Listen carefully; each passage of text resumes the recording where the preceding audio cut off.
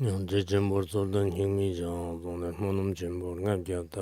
아그러다는 전도 실물도 또 나도 제잖아 기좀 사람의 저러 증이 장근서 저거 특기选了 연락만 이제 본조장로 소란 공개 도반 보러 신지로 The supreme, profound, and sublime Dharma is difficult to encounter in a billion eons. Now I see it, hear it, receive it, and kept it. I vow to attain the true meaning of the Tathagata. In order to liberate all sentient beings, let us generate the supreme bodhicitta. During the Shurangama Sutra, it was hailing, and now it's gone.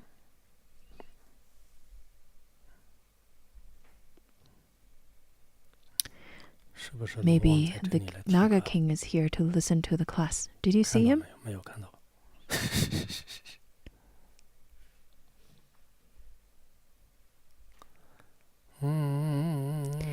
I can't see the Naga King, can't see the Celestial King, can't see the Human King. I'm simply giving a class by myself, don't have any audience in front of me. I don't even have humor anymore. I only feel quite lonesome. There's no dinner. I didn't have dinner, though I really wanted to. I was quite hungry. Only had a little bit of tsampa. Oh, so there's a guarantee that you will cook me some meal tomorrow? Then that's good. 下面我们讲一下那个什么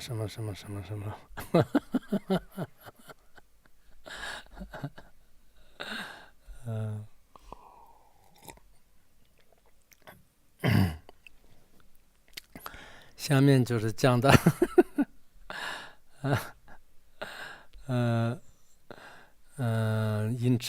Now let's get into a journey to the West. Yesterday we already talked about the previous and future lives. Now we're going to look at the infallible law of cause and effect. Engagement with wholesome deeds bring peace and happiness, while unwholesome deeds cause rebirth in inferior circumstances. Now this part, Panto Rinpoche talks about cause and effect. Now even including some monastics without good foundation in contemplation and listening, they would still hold certain doubts in cause and effect in past and future lives as well. But all of you who are listening to it, you should really contemplate upon it. If one falls into three lower realms due to the force of his or her negative karma, the suffering experienced there is unimaginable compared with any kinds of suffering in human world. For those of you who don't believe in cause and effect in past and future life, you should really contemplate, such as the reincarnation of Karmapa. Because of his past life, he would be able to prophesy for his future life. If he does not have a past life, then how could he prophesy for his future life? And also the Karmapa is able to remember his past life, his past activities, and the past kinds of incidents and so on. I've heard lots of weird stories of the 16th Karmapa. When I was having a pilgrimage tour to Samye in Thimphu, I believe I told you about that. I stayed there for 2 or 3 days, and around noontime, a lot of the government authorities came along, and then at that time there is no cell phone or even telephone. And then I saw Karmapa. He was quite young. He was wearing a yellow clothes, very naughty as well, a very naughty boy, running here and there. And then we came to the cave where Longchenpa practiced at Samye. Karmapa was giving a very simple blessing ceremony and was touching the crown of the practitioners. So I also went forward and received his blessings, and I felt that his hand was really rough, really tough, rather. When I received the blessing from the 10th Panchen Lama, I remembered his hand was also like that, but Karmapa was just a child. When we watched him, he was just like a Tibetan child running here and there, and the authorities tried to stop him, but he doesn't listen at all, so he would purposely run into the bushes and hide from the authorities, and I saw that maybe the Chinese authorities were getting quite worried. And we, all of us, and the group of us who paid the pilgrimage visit to Sanye Temple, were just simply staying there and watching with great curiosity. I've met lots of great masters, the Panchen Lama and great masters of the, who went outside and so on, and received great blessings from many of them.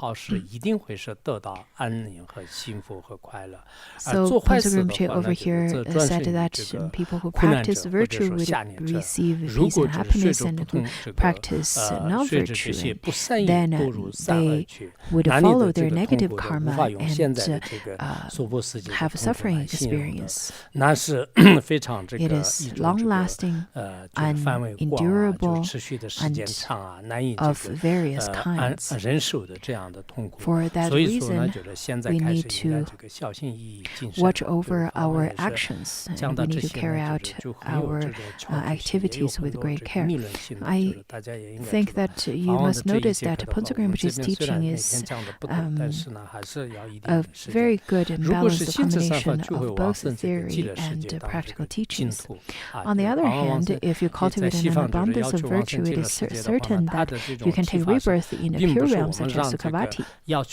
The way that Ponzo Rinpoche presented the teaching and practice of Sukhavati is very different than how he presented it to the Eastern audience. In the East, he would give teachings such as you should chant the 300,000 times of the Amitabha mantra, rather the 1 million times of Amitabha mantra, and so on. It is more in accordance with the tradition of Laronggar, but his way of presenting it to the Westerners is not like this at all. Rather, he is very inclusive. He said that the Pure Land is unimaginable in terms of qualities that cannot be compared with anything in human world. Therefore, you must be diligent in cultivating virtue in order to attain the inconceivable peace and happiness that comes from rebirth in Pure Realm. What are the non-virtues to be abandoned, and what are the virtues to be cultivated then? Any actions that causes harm to other sentient beings is non-virtuous, such as killing, stealing, lying, and deceiving others, and slandering or sowing discord, among others. All such negative deeds need to be forsaken from the root. The opposite is to engage in actions that do not harm others by observing mindfulness through body, speech, and mind. We can see that the language of Ponzo Rinpoche is very concise and right to the point. This initial stage can be exemplified by how Geshe Milarepa embarked on his Dharma path. At first, his uncle, aunt, and other relatives mistreated him and developed hatred towards him. Based on this, gradually he came to understand that everything in samsara was unreliable and without a true existence. In this way, he determined to rid himself of all negative deeds, including the most insignificant non-virtues, and started his journey of practicing only virtue. Now we can say the next subtitle. I added those subtitles, or you can say outlines, so that the content would be more clear. But when Pontsuk Rinpoche was given teachings, it was without any of those subtitles or those outlines at all. The fundamental practice of Mahayana is first to take refuge vow with the determination that even at the cost of your own life, the three jewels of refuge will never be forsaken. Well, many of you who came here for a long time, you probably know the Toku, whose name is Toku Dishta. One of his attendants is Lama Gaba. And Lama Gaba, during the Cultural Revolution, once the authority asked him to kill a yak, and the yak was already all tied up, and then Lama Gaba was also all tied up. And then there was someone whose name is Jiangyang, and said to him that whenever you decide to kill this yak, we will release you. If you do not do that, then by tomorrow afternoon we will kill both of you, both the yak and you. And even under this circumstance, Lama Gaba said that he made aspiration all the way from the morning to night, saying that I'd rather be killed and I would not kill that yak.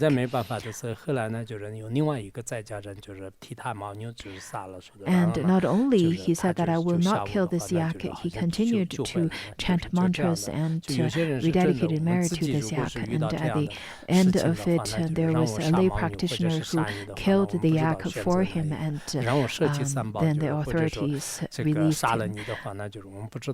When we contemplate and try to put ourselves in the practitioner's shoes, such as his, can you be sure of which choice that you would make? Would you forsake the three jewels when it comes to such kind of choice? Along with that, you should follow the Bodhisattva's path by considering the welfare of all sentient beings and cultivate the attitude and conduct that cherishes others more than yourself. How do you do that? This is a famous instruction on my training in Tibetan Buddhism that says, may I take upon myself all defeat and offer to others all glory. This indicates that in our spiritual practice we must strive for others' attainment of benefit, success, and happiness and joy, helping them to enjoy all that is positive and good, while readily taking upon ourselves all kinds of suffering and misfortune.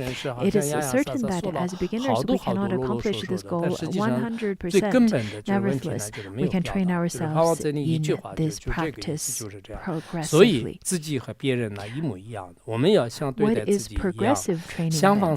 First, we need to cultivate the attitude that treats ourselves and others equally. This is called making ourselves equal to others. Just like we wish for happiness, all beings equally wish for happiness. And just like we do not want suffering, all beings equally do not wish for suffering either. In this regard, there is no difference between ourselves and others. Therefore, we should treat others just the same as ourselves, and trying our best to bring them happiness and free them from suffering. Like this, we develop loving kindness and compassion towards others. Second, cultivate the attitude and consider others to be more important than yourself. I will give you an example. If you were to treat a person who has no blood relation to your kinder than your own son, and if he still considers you as an enemy and imposes harm to you, then even though you are being treated unfairly and poorly, you would hold no grudge against him. Rather than reacting, you would take care of him with even more love, like a mother deeply loves her only son who unfortunately suffers from a mental disorder. No matter how the son hurts her, the mother would only be concerned when the son might recover from illness without harboring any anger or hatred towards his difficult behavior. Like this, you must learn how to develop an altruistic mind towards those who harm you. Well, speaking of this, I have to speak of the media and movies and TV shows nowadays that we have. It seems seems that the media is not propagating the teachings of how to cultivate loving kindness towards the others. Rather, it talks so much about how to be kind to others and how one holds a grudge towards others and so on. It's indeed really terrible. Many people would see those movies, and it is really a reflection of the movies of our life as well. So we should try to love the sentient beings.